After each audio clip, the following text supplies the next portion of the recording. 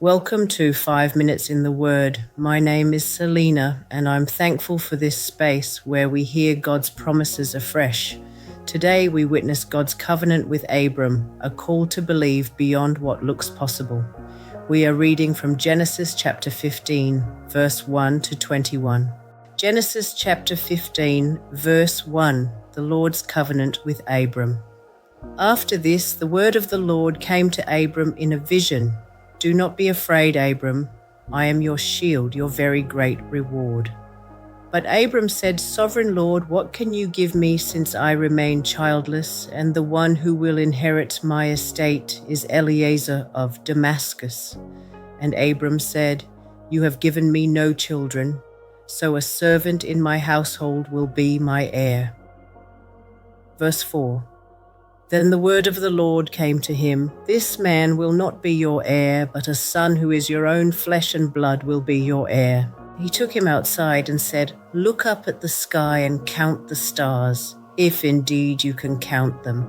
Then he said to him, So shall your offspring be.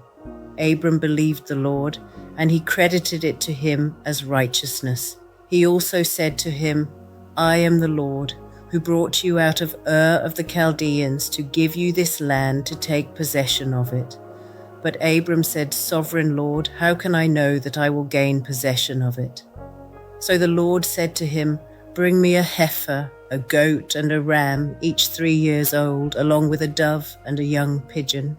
Verse 10, Abram brought all these to him, cut them in two, and arranged the halves opposite each other. The birds, however, he did not cut in half.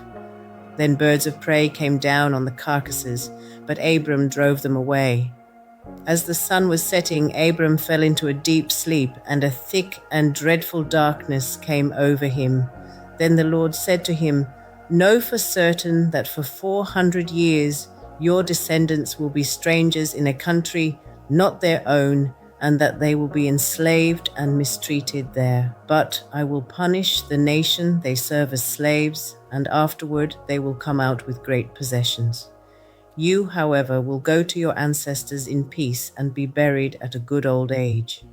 In the 4th generation your descendants will come back here, for the sin of the Amorites has not yet reached its full measure. Verse 17, when the sun had set and darkness had fallen, a smoking firepot with a blazing torch appeared and passed between the pieces.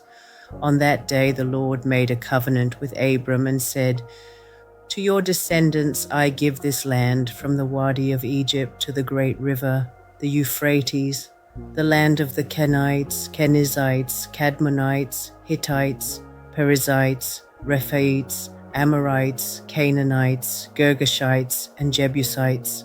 May the Lord bless the reading of his word. Amen.